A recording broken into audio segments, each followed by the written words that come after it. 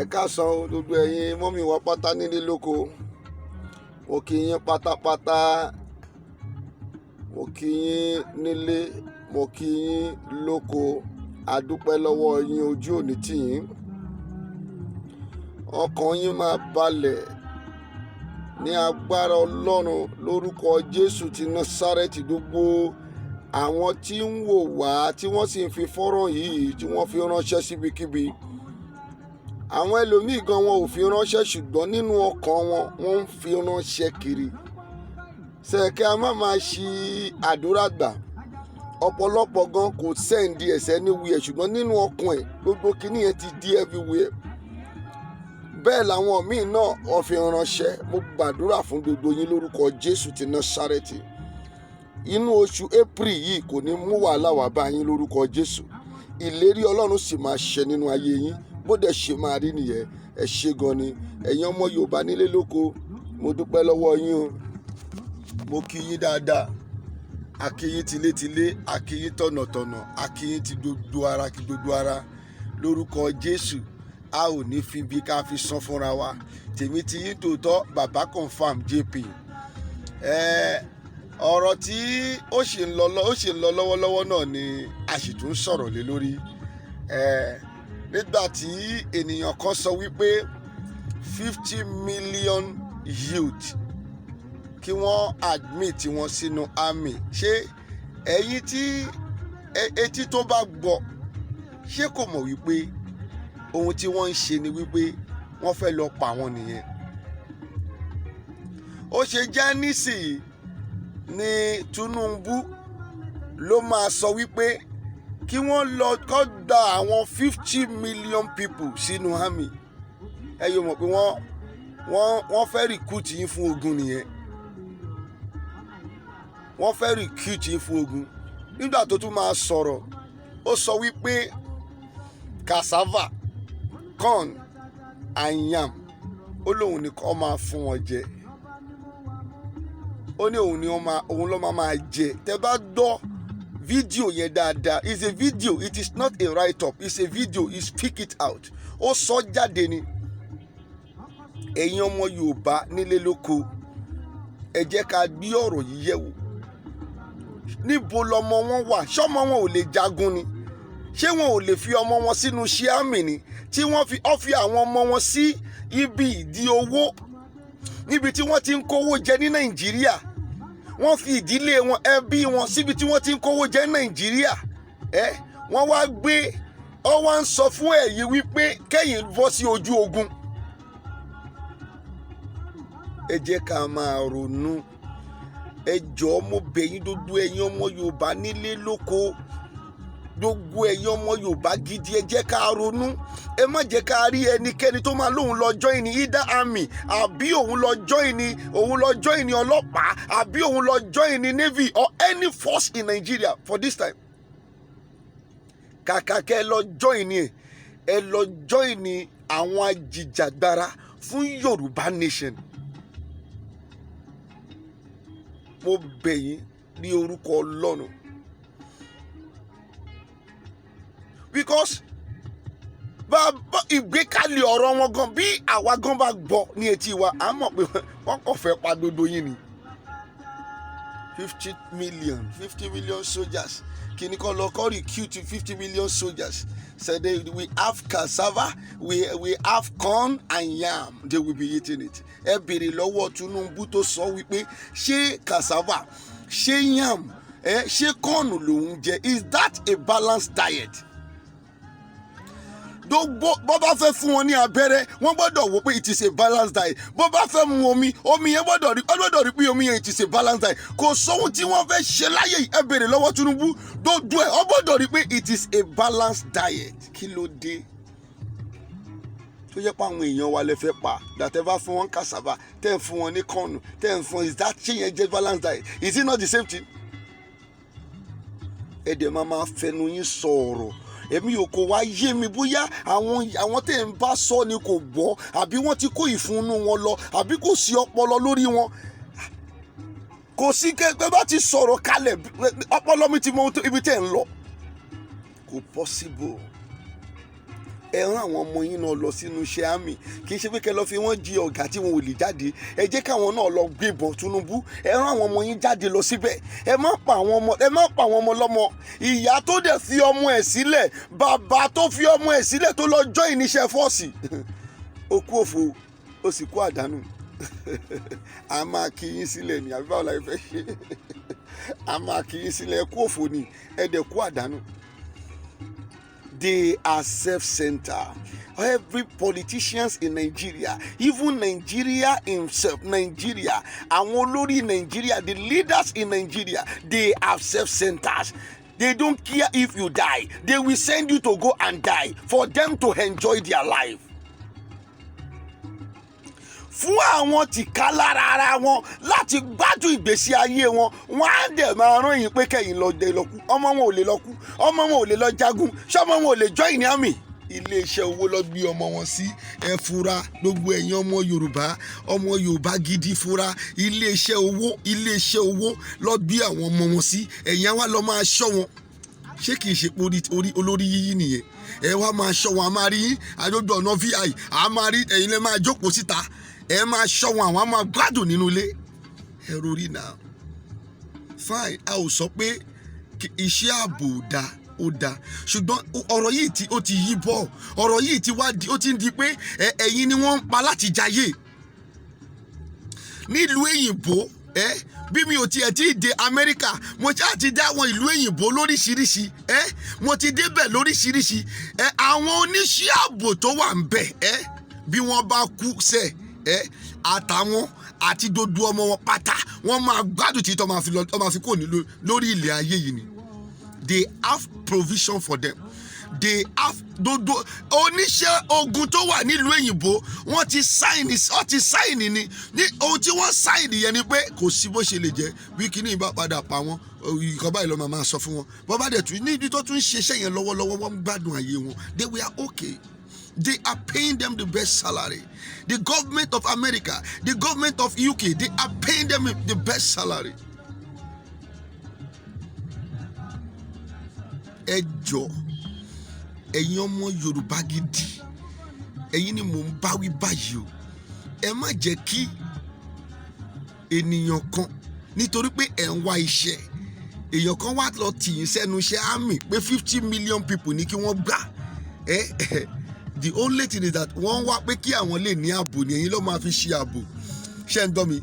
Ẹ̀yin ló máa fi ṣe ààbò. At the end of the day, wọ́n máa dẹ̀ pa gbogbo yín dànù. Ẹ jọ̀ọ́, mo bẹ̀ yín ni, àwọn ọmọ wọn iléeṣẹ́ epo lọ́wà, ọmọ wọn tó kéré lásán ó ti ní iléeṣẹ́ epo bíi 10. Kí ló ń bá kiri? Owó yìí ṣá, wọ́n dẹ̀ ń pa àwọn ọmọ ọlọ́mọ sáyé. Wọ́n ń pa àwọn ọmọ ọlọ́mọ sáyé, wọ́n ń ba ayé àwọn ọmọ ọlọ́mọ jẹ́. Ẹ jọ̀ọ́, ẹ jẹ́ ká tètè mójútó ọ̀rọ̀ yìí, gbogbo ẹ̀yin èèyàn wa pátá nílé lóko. Ohun tí mo ní kí n tún sọ fún yín nìyẹn. Bóyá tẹ̀yin ò bá ríran yẹn, àwa rí. Etí wa là, àmọ́ ohun tí wọ́n ń sọ. Kẹ́kọ̀ọ́ má lọ máa kúkú ìyà. Ẹ jọ̀ọ́, ẹ má join ní àmì. Ẹ má join ní any force ní Nàìjíríà mọ́. Kàkà kẹ́ wá join ní, ẹ lọ join àwọn ajìjàgbara fún Yorùbá nation. Kò jù yẹn lọ. Nítorí pé Yorùbá nation, Ọlọ́run ní mission fún ni. And lastly,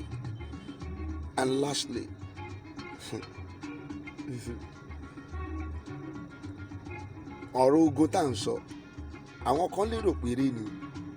Tó mo sì tún rí bàbá wa Gani Adams tó ní kò ń ṣe ogun ló lè fi ojú gbogbo kọ́kọ́ lógun, a máa jókòó. Ẹ ká bèèrè lọ́wọ́ bàbá wa Gani Adams. Inú mi dùn sí wọn lẹ́nu ọjọ́ mẹ́ta yìí gidigidi gan tó wọ́n sọ̀rọ̀ sókè. Ẹ jẹ́ ká bèèrè lọ́wọ́ wọn pé ṣáwọn èèyàn yìí rẹ́dì láti fi wá sílẹ̀.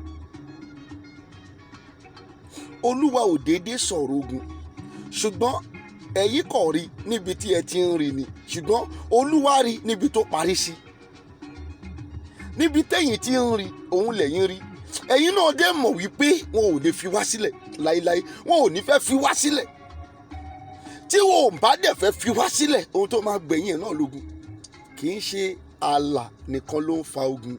Gẹ́gẹ́ bí bàbá wa Gani Adams ṣe sọ pé mo gbọ́ fídíò wọn, kì í ṣe ààlà. Ẹni ohun kan tó lè fa ogun ní ààlà, kì í ṣe ààlà nìkan ló ń fa ogun. Tí ìlú tí ẹ bá wà tí wọ́n bá when there is a complaint kí wọ́n dẹ̀ táwọn kan tó ń béèrè fún dissolution táwọn kan ò béèrè fún dissolution táwọn kan ò fẹ́ dissolve ogun ló ń gbẹ̀yìn ẹ̀ kò sí bẹ́ẹ̀ ṣe fẹ́ ṣe kò dẹ̀ sí kóòtù tẹ́ fẹ́ gbà wọ̀nyí lọ. If we are talking about the complaint, when some people out of that complaint is asking for dissolution, they will go to court. Táwọn kan bá láwọn ò dissolve, kóòtù wa dẹ̀ wo dodo ẹ̀ pátápátá, kóòtù wa dissolve wọn. Kóòtù wo ló fẹ́ dissolve wọn bí?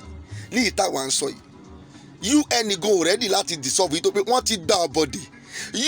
Ìjọba UK ti dá àbọ̀dè ti Nàìjíríà, UN gan ti dá àbọ̀dè ti Nàìjíríà, wọn ò ready láti dissolve wa. Kì í ṣe pé wọn ò mọ̀ pé àwọn ọmọ wọn ń kú, kì í ṣe pé wọn ò mọ̀ pé Fúlàní ń pa àwọn èèyàn.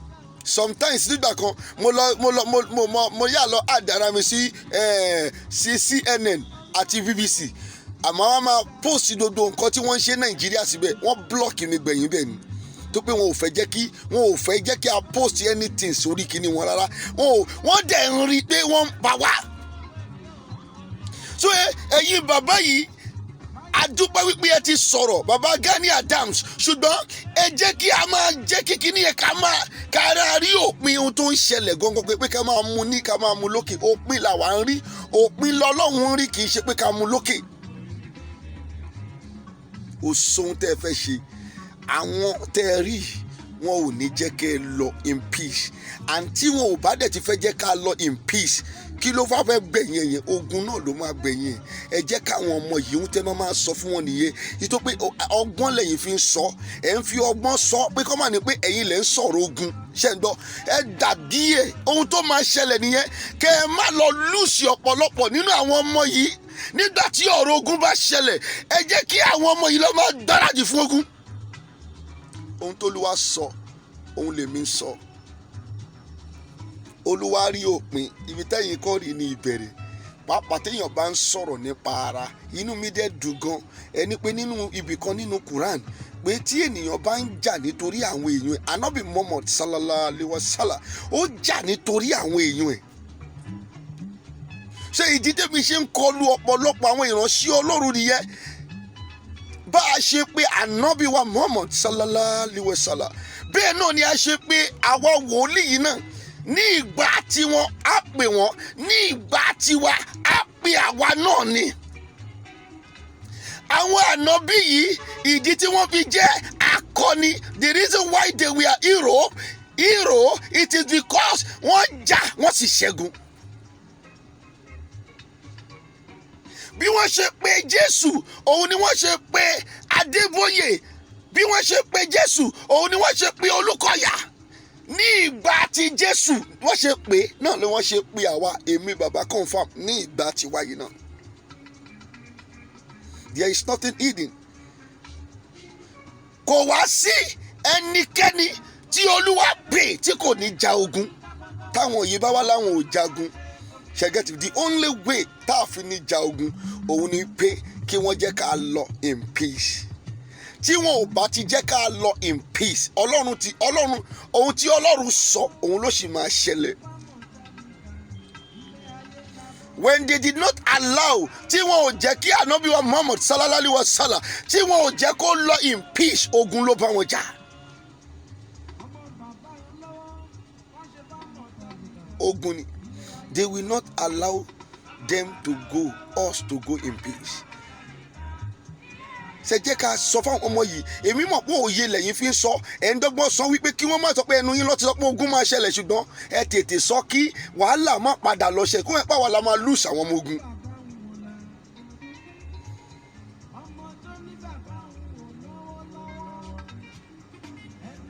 Àwọn ń prepare ogun, ohun tó Olúwa fi ń wọ̀n wá ní late 2022 to the early 2023.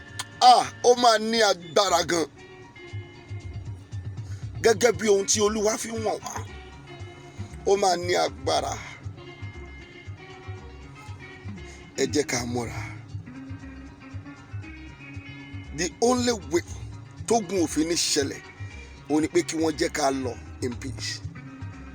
Ìbápépọ̀ àwa pẹ̀lú Fúlàní, ìbápépọ̀ wa àwa pẹ̀lú Haúsá kò ṣeé ṣe mọ́. Kó fi wá sílẹ̀. Iye ò ní pé tá a bá yà a ò ní máa ṣe pẹ̀lú ara wa. Tí wọ́n bá ṣáà ti comply pẹ̀lú òfin wa, a máa ṣe pẹ̀lú ara wa. Gẹ́gẹ́ bí bàbá Gani Adams ṣe sọ. Yes, tó bá ti lè comply, a máa wọnú ara wa láti sọ. But for now, all we need it is separation. We want to break out of Nigeria. We need Yoruba nation. That is all. Ṣùgbọ́n máa yẹ ká máa fi ọ̀rọ̀ sábẹ́ ahọ́n sọ. Ẹ jẹ́ ká sọ bó ṣe rí gangan kí a má lọ lùsọ ọ̀pọ̀lọpọ̀ àwọn ọmọ ogun. Òun ni èmi ní kí n bá yín tún sọ ní ọ̀sán yìí. Gbogbo ẹ̀yin màmá wa, ẹ̀yin bàbá wa, ẹ̀yin kìrìsìtẹ́nì, ẹ̀yin mùsùlùmí, ẹ̀yin babaláwo tó fi òótọ́ ọnú tó fi ń ṣe iṣẹ́ tí Olúwa rán. Èṣù kọ́ ló dá yín. Ẹ̀yin náà máa jáde kẹ́ máa sọ fún wọn. Tó bá ń fẹnu ẹ̀tẹ́ bá babaláwo, tí wọ́n bá ń fi ẹnu ẹ̀tẹ́ tí wọ́n fi ń sọ̀rọ̀ sí Ifá, ẹ̀yin náà ẹ jáde ẹ sọ ohun tẹ́ ẹ mọ̀ nípa ẹ̀. Èṣù kọ́ ló rán yín, Ọlọ́run ló rán yín iṣẹ́. Àwa náà mọ̀ ní tẹ́lẹ̀ báyìí. Tó bá gbé ẹbọ sójú títì báyìí, àwọn èèyàn máa ṣe wá. Jásà ní Sátánì irọ́ ni. Ẹbọ tẹ́rí ẹ̀ kì í ṣe fún ẹni tó ń lọ lójú títì. Wọ́n kì í fi ẹbọ ṣe ìkà. Àwọn babaláwo tó gbójú tí wọ́n mọ̀ mí tọ́mọ tí mo sọ yìí, ọmọ máa wo fídíò yìí. Ẹbọ kì í ṣe ìkà. Ẹbọ ò dẹ̀ ṣe fún ẹni tó ń lọ lójú títì. Ẹni tí ayé ní lára, ẹni tí àwọn ìyá òṣòro mọ̀nìgà ní lára, ẹni tí wọ́n ń ba yí ẹ̀ jẹ́, òun nítorí ẹ̀ lọ ṣe gbé ẹbọ. Ó wá gbé ẹbọ fún àwọn ìyá òṣòro ǹgà pé kí wọ́n jọ kí wọ́n fi sílẹ̀. Ẹ̀bẹ̀ ni wọ́n ń fi ẹbọ ṣe, kì í ṣe ìwọ tó wà lójú títì. Àwọn tó ní ẹbọ ló máa wá gbé ẹbọ wọn, kì í ṣe ìwọ rárá. Àwọn ìránṣẹ́ Ọlọ́run olórí burúkú, ìránṣẹ́ Ọlọ́run játijàti, ìránṣẹ́ èṣù tí wọ́n pera wọn ní ìránṣẹ́ Ọlọ́run, àwọn ni wọ́n yí dodo ẹ̀ mọ́ yín lọ́wọ́. Nígbà tó dẹ̀ ti rí bẹ́ẹ̀, ẹ̀yin tẹ́ mọ Ifá, ẹ̀yin tẹ́ jẹ́ babaláwo jẹ́ kẹ́ ẹ lè sọ̀rọ̀ jáde. Kì í ṣe àwa ló jẹ́ ká wá máa bá yín sọ, ṣùgbọ́n síbẹ̀síbẹ̀ tẹ́yin ò bá ti sọ, àwa mọ òtítọ́ dẹ̀ ti sọ àwa di òmìnira. Àwa máa sọ fún wọn ká lè lajú àwọn èèyàn yìí. Nínú ọdún náà táwa bá rí ẹbọ báyìí, ẹbọ lójú títì, àgàgà ká rí owó, àwa ò tí ì dán gbà yá kéré, àwa máa mú owó lórí ẹbọ ni. A máa mú owó lórí ẹbọ. Àwa lọ rẹ ìyá kan máa pè ní ìyá Fatima nínú ọdún ló ti pẹ́. Gbàtà ṣe wà ní primary school ó ti pẹ́. Àwa máa wá mú owó lórí ẹbọ. Àwa lọ ra ẹja dídín lọ́dọ̀ ìyá yẹn tá a bá ti ń lọ sí school. Nítorí pé ìjọba ìlú yìí náà ni. Ṣé tí wọ́n bá fi owó tọ́ wa, àwa máa lọ mú owó lórí ẹbọ? Ó ti pẹ́ tí ìyà ti ń jẹ igun wa. Ẹ jẹ́ kí Yorùbá jẹ́ kó rí ẹ̀ pé there is no going back. Ìlú Yorùbá nation gangan, Olúwa fi ìrun ẹ̀wọ̀n wá. Ó ní ibẹ̀ gangan, ó ní ibẹ̀ lòun fẹ́ jókòó síṣẹ́. Ibẹ̀ gan ló ti máa sin òun. Ọlọ́run mọ̀ pé Yorùbá gangan tẹ́rí yẹn, ó bẹ̀rù Ọlọ́run. Kì í ṣe àwọn ọmọ àlè Yorùbá o tí wọ́n lọ tò sí ẹnu ọ̀nà Abuja House ní UK tí wọ́n wá ń gbàdúrà. Tálẹ̀ ń gbàdúrà fún? Ayé yín ti bàjẹ́. Ìrandíran gbogbo èyí tẹ́ ń gbàdúrà fún Buhari, ìrandíran gbogbo èyí tẹ́ ń gbàdúrà fún politician, tẹ́ ń gbàdúrà ní Abuja House ní UK, gbogbo yín pátá ìrandíran yín máa sọmọnù ni.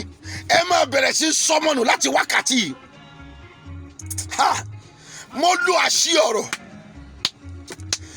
mo lo májẹ̀mú ọ̀rọ̀, nítorí pé ẹ̀yin ènìyàn yẹn mọ òtítọ́ pé ìyà ń jẹ wá Nàìjíríà. Ẹ ò sì sọ òtítọ́. Ẹ tún wá jáde síta. Ẹ lọ sí Abuja House. Ẹ lọ sí Abuja House ní UK. Ẹ wá bẹ́ẹ̀ sí parọ́ ń bẹ̀. Ẹ ń gbàdúrà fún Buhari. Gbogbo ilẹ̀ máa sọmọ tẹ nínú. Ibi tí Ọlọ́run ti máa kọ́kọ́ bẹ̀rẹ̀ pẹ̀lú yín nìyẹn. Ẹ máa sọmọ tẹ nínú. Ẹ máa sọ aya tẹ nínú. Ẹ lọ dá àbọ̀dé. Ẹ lọ dá £79. Èyí ti gbàgbé Júdásì ni. Ṣé ẹ ti gbàgbé Júdásì? Judas ẹ mọ iye owó tó dá. Judas dá owó náà kò fi ṣoríire. Owó tẹ́ dá yẹn máa fi sọmọ nù ni. Owó tẹ́ dá lọ́wọ́ ìjọba. Gbogbo yejú ẹ̀yin tẹ́ lọ sí Abuja House ní UK tẹ́ lọ campaign. Tẹ́ lọ gbàdúrà fún Buhari. Owó tẹ́ dá ẹ máa fi sọ aya nù. Ẹ máa fi sọ ẹ̀mí yín nù ni. Èyí tí mo sọ yìí àṣẹ ti gò. Kí oòrùn yìí tó wọ̀. Oòrùn òkè yìí kó tó wọ̀. Kí oòrùn òkè yìí tó wọ̀. Ohun tí mo sọ yìí di àṣẹ. Ọmọ yìí kó máa kú tẹ̀lé ara wọn. Aya yìí kó máa kú tẹ̀lé ara wọn. Ẹ̀yin gan náà kẹ́ ṣègbè sínú ogun yìí. Ìlú àṣẹ Èdùmàrè. Ọ̀pọ̀lọpọ̀ ènìyàn lẹ́tí ti bà ayé ẹ̀jẹ̀ yẹn. Àwọn UK dẹ̀kẹ̀rẹ́ tán pè ní gọ́ọ̀mẹ̀ntì wọn ò fẹ́ jẹ́ ká dissolve. Ẹ ti di owó ńlá fún wọn. If not ní ìlú tí wọ́n mọ̀ pé wàhálà ń ṣẹlẹ̀, tí wọ́n mọ̀ pé àwọn ọmọ ìlú yìí ò gbà ti ìránṣẹ́ kò gbà ti president wọn. Ẹ̀dẹ̀ aláwọ̀ Buhari láti wá sí ẹni tó ti kú yóò ti ẹ̀ bóyá Sudan ni kò yé mi tó pé èmi ò gbàgbọ́ ohun tọ́lọ́run sọ fún mi nìyẹn. Buhari ò sí mọ́. Tá a bá wá rí èèyàn kan tí wọ́n lọ kọ́ lọ dé èrè ẹ̀ tó dàbí Buhari tó wá ń wọ UK tí ẹ dẹ̀ mọ̀ pé ó wọ̀ bẹ̀ kò jẹ́ kí ẹ jẹ́ kó wọ̀ bẹ̀. Wọ́n ti gbàbọ̀dé ni ẹ lọ gbàgbé ẹ̀. Ohun tó lè solve ẹ̀ àwọn tó jẹ́ kí wọ́n kún yín lẹ́yìn àwọn ní UN, àwọn tó jẹ́ kí wọ́n kún wa lẹ́yìn àwọn ní ìjọba UK gbogbo wọn ti gbàbọ̀dé. Wọ́n ti da owó ńlá. Ẹ̀yin ò mọ àwọn èèyàn yìí. Èyìnbó ń dá bribe. Ẹ̀yin tẹ́ ń dín bẹ̀ gan náà mọ̀ wípé èyìnbó ń dá bribe. Ẹ mọ̀ dáadáa èyìnbó ń dá bribe. Ẹ̀yin tẹ́ ń dín bẹ̀ mọ̀ bẹ́ẹ̀. Àìmọye àwọn ọmọ wa tí wọ́n máa dé South Africa kọ́mọ́níà wọ́n dá 20,000 rands lọ́wọ́ àwọn. Èyìnbó ń dá bribe. Àìmọye ẹlòmíì máa pè mí báyìí àníyà ọlọ́pàá wá sọ́dọ̀ òun ó sì sọ pé ọmọ ìyá òun ọmọ Nàìjíríà náà ló sẹ̀tì òun up pé kí ọlọ́pàá wá sí ọ̀dọ̀ òun. Nígbà tó dẹ̀ dé wọ́n tún sọ bẹ́ẹ̀ bí ọmọ ìyá ẹ̀ ló ní ká wá o ó ló ní nǹkan kan bí kan báyìí. Ṣùgbọ́n àwọn ò ní ẹ fi ṣe nǹkan kan iye báyìí làwọn akọ́ nídìí lọ́wọ́ ẹ̀ kó fún wa káwa máa bá tiwa lọ lẹ́yìn tí wọ́n ti rí evidence kan tó fẹ́ rí. Ṣàwọn tó jẹ́ kí wọ́n kún wa lẹ́yìn nìyẹn. Ṣé ibi tó yẹ káwọn bàbá yìí ti bẹ̀rẹ̀ kínní pẹ̀lú wa nìyẹn. A ti dúpẹ́ lọ́wọ́ wọn pé àwọn náà ti rí òye dodo ẹ̀. Wọ́n mọ̀ tẹ́lẹ̀ ṣùgbọ́n Ọlọ́run ti bá wa wọ inú bàbá wa Gani Adams. Ó ti wọ bẹ̀ pátápátá ṣùgbọ́n ibi tó jẹ́ kí wọ́n ti bẹ̀rẹ̀ gángan nìyí. Nítorí tó dáhùn tó jẹ́ kí wọ́n kún wa lẹ́yìn ti dowó. Wọ́n ti gba billions of pounds, billions of dollars. Owó tó jẹ́ kí àwa ní nínú àpò wa wọ́n ti kó fún wọn. Àwa máa ní ajẹ gbèsè wo la jẹ. Èèyàn kan sọ fún mi wípé tàbá ti à ń pariwo pa afẹ́ pín gbèsè tí Nàìjíríà jẹ báwo la fẹ́ ṣe. Ta ló jẹ gbèsè? Ẹ náwó dọ́dọ̀ mi ni. Tẹ́ ẹ bá náwó dọ́dọ̀ àwa máa kówó lórí ẹbọ nígbà táwa ń kékeré. Àwa ló máa jẹ ẹbọ tí wọ́n gbé sítì. Nígbà táwa wà ń kékeré. Pín owó dọ́dọ̀ wa náà. A ò mọ ohun tó ń ṣẹlẹ̀. Ṣé ẹ sanwó ọmọ onílùú fún wa? Àbí àwọn òǹṣọmọ onílùú? Ìyà wa ń jẹ àwọn èèyàn wa ní òkè òkun. Wọn ò lè wálé. Bàbá kan sunkún láti France lánàá. Ó ń sunkún gidi gan bá mi sọ ní bàbá. Ẹ wo ibi tí mo wà. Ìgbẹ́ ni mò ń kó. Ìgbẹ́ ni mò ń kó.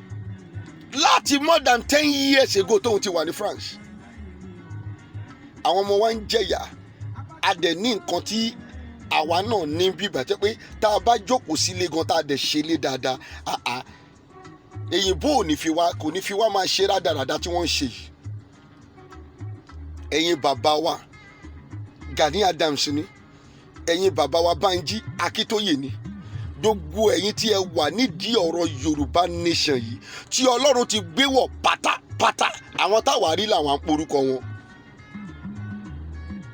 Àwọn tá a rí là ń porúkọ wọn lọ́wọ́lọ́wọ́ báyìí.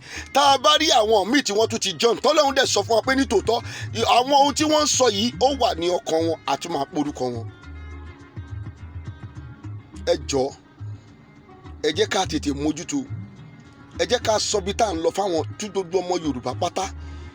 Ẹ jẹ́ ká sọ ohun tó fẹ́ ṣẹlẹ̀ fún gbogbo ọmọ Yorùbá pátá. Ẹ má fi Ọlọ́run wé ènìyàn. Ohun tọ́lọ́run sọ lèmi sọ jáde. Ó ní ìlú yìí máa pín.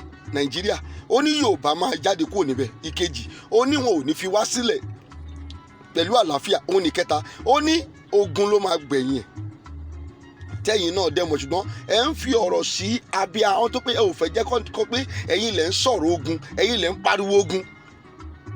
Ẹ sọ ọ̀rọ̀ jáde kẹ́ jẹ́ kí àwọn èèyàn yìí mọ̀ Ọlọ́run yàtọ̀ sí ènìyàn. Olúwa rí òpin àárín lẹ́yìn ní, ẹ̀yin ò tiẹ̀ tí ì rí àárín. There is no settlement. Kò ń ṣe boundary nìkan òun ló ń jẹ́ ló máa sọ àwa pẹ̀lú kíní àṣemájà, àwa pẹ̀lú Kútọ́nù. Kì í ṣe boundary nìkan òun ló ń fa ìjà. No, tá a bá wà láàrin ara wa tí gbogbo orú nǹkan yìí bá ń ṣẹlẹ̀, kí ìjọba tó ń rúlù at a particular point of time tó ń favour tribe kan sí tribe kan, ogun gbọ́dọ̀ ṣẹlẹ̀. Ohun tó dẹ̀ ń ṣẹlẹ̀ ní Nàìjíríà nìyẹn. Ìjọba tó ń rúlù wa ó favour tribe kan ju tribe kan lọ. It is not equal. Ó dẹ̀ lóun rúlù Nàìjíríà, ó dẹ̀ equal sí gbogbo wa. Bí wọ́n bá pa èèyàn kan, tó bá pa èèyàn kan nílẹ̀ Yorùbá, ó ní nǹkan tó máa sọ. Tó bá pa ọmọ Fúlàní, ẹ máa ní kó lọ gbé wọn. Kí ni EFCC kí ló ṣe lórí ọ̀rọ̀ Tinúbú láti ìjọ́ tó ti ní pé wọ́n fẹ́ investigate ẹ̀? Wọ́n lè ṣe nǹkan kan nítorí pé Tinúbú náà ọmọ náà tì ní. Tinúbú kì í ṣe Yorùbá, ṣùgbọ́n ó máa da kẹ́ ẹ tètè ronúpìwàdà. Gbogbo ẹ̀yin pásítọ̀ tí ẹ ò sọ̀rọ̀ sókè, ó máa da kẹ́ ẹ tètè ronúpìwàdà. Gbogbo ẹ̀yin ọba tẹ́ ń parọ́, tẹ́ ní ẹ ń sọ̀rọ̀ nínú abẹ́, irọ́ lẹ pa. Ẹ bá sọ jáde báyìí tí gbogbo èèyàn gbọ́ pé òun lẹ sọ̀rọ̀ jáde pé sẹ́ Yorùbá nation la nílò pé a fẹ́ pín. Kẹ́ wá máa sọ kí pé kẹ́kọ̀ọ́ sọ, kẹ́ wá máa sọ kí wọ́n máa kàn wọ́n létí gbogbo gbà. Àwọn máa mọ̀ ìgbà yẹn ni a tó mọ̀ pé ẹ ti wà lára wa. Tí wọ́n pé gbogbo ìtẹ́lẹ̀ ń sọnù yàrá, ọ̀pọ̀lọpọ̀ ọba ló ti dìde ń sìn, ọ̀pọ̀lọpọ̀ ọba ti dìde, ọ̀pọ̀lọpọ̀ ọba ti rọ́ ní dodo ẹ̀. Abẹ́ inú ilé rẹ̀ ti ń sọ gbogbo yín pátá. Nígbà tí a bá realize Yorùbá nation, kí n sọ fún yín, nọ́ọ̀tì lẹ ṣe máa padà gbégbẹ̀yìn. Èmi ọmọ yín tòótọ́ ni bàbá confam JP. Ẹ ṣí àkíní yìí, ẹ subscribe sórí YouTube wa, mo bẹ̀ yín.